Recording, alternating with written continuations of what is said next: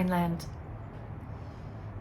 The way the filmmakers used the light to create the shadows in this, it had such a really great effect, and it was so creative, and it made sense to the story.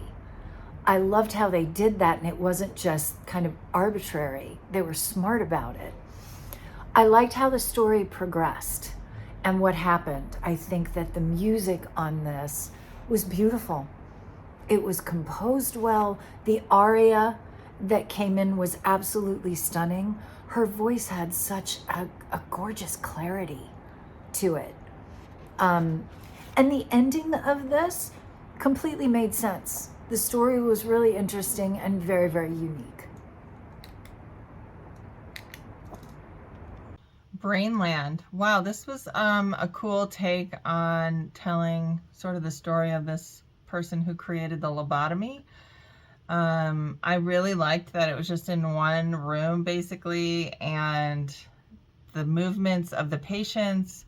And I didn't realize, you know, obviously being an opera, it kind of took me off guard, and I loved that. It's the element of surprise there.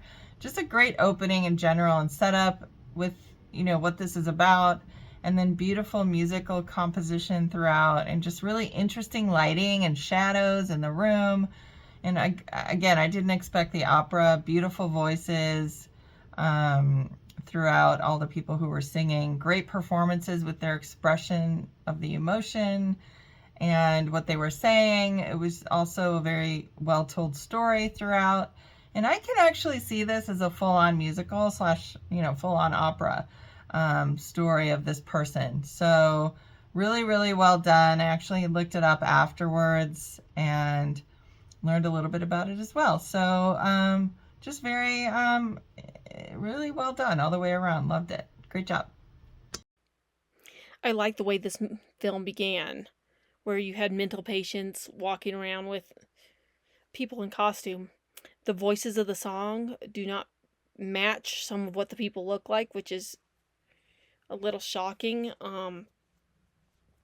It's different, and this is a film that if people like opera would work. It wouldn't make me better mental.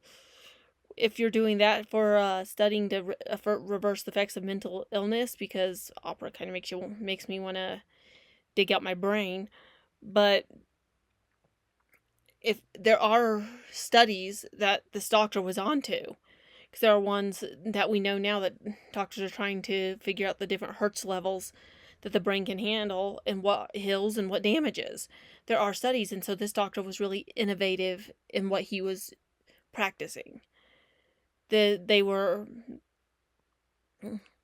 doctor knew sound could help. He just had to figure out the right time.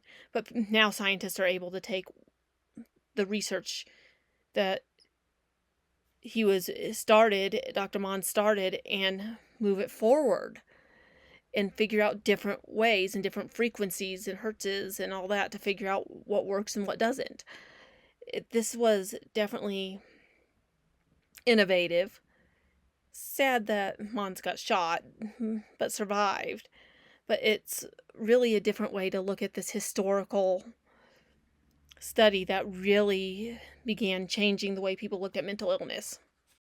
In this piece, Brainland, I love that they were able to transition both in music and in the dances between like sorrow and soulful movement and urgent confrontation. I really liked the concept of the brain experiments, and the dancers, I think, are representative of what's going on inside the patient's head.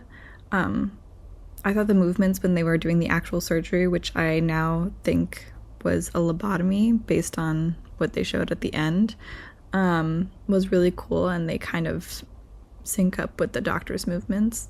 The gunshot at the end was really awesome touch of experimentation gone wrong, and kind of a nod to the actual history and the morality of this procedure.